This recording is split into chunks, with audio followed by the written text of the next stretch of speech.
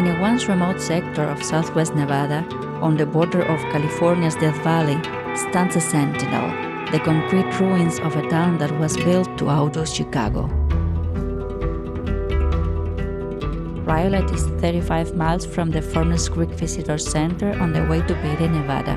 Highway 374 will take you to the heart of the town.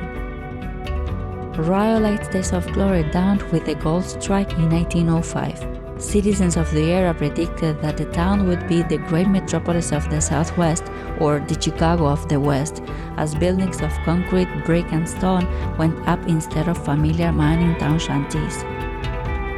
But Rhyolite, named after a granite-like rock found in the area, didn't last a century.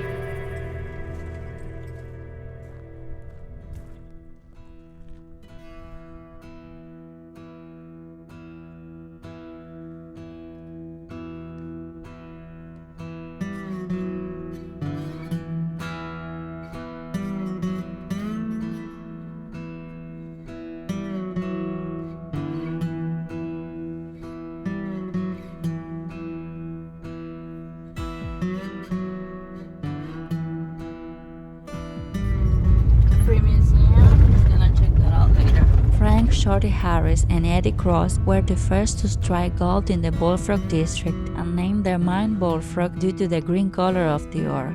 The town symbol was a penguin. It represented the enigma of gold mining, as much chance of finding gold in the desert as finding a penguin. In February of 1906, the enterprising miner Tom T. Kelly built his abode from 30 to 50,000 empty beer and liquor bottles, the only free building material available in treeless Rhyolite. By right, the unusual abode should be called the Budweiser Bottle House, as most of the bottles were from Adolphus Busch Brewery. Preservationists rebuilt the bottle house during the summer of 2005. The town immediately boomed with buildings springing up everywhere. One building was 3 stories tall and cost $90,000 to build. Rhyolite had 2 electric plants, 3 water companies, 3 public swimming pools, telephones, cement sidewalks. There were hotels, stores, a miners' union hospital, a school for 250 children, an opera house, an ice cream parlor, and a stock exchange. The financial panic of 1907 took its toll on Rhyolite and was seen as the beginning of the end for the town. In the next few years, mines started closing, banks failed, and newspapers went out of business. In 1916, the light and power finally turned off in the town.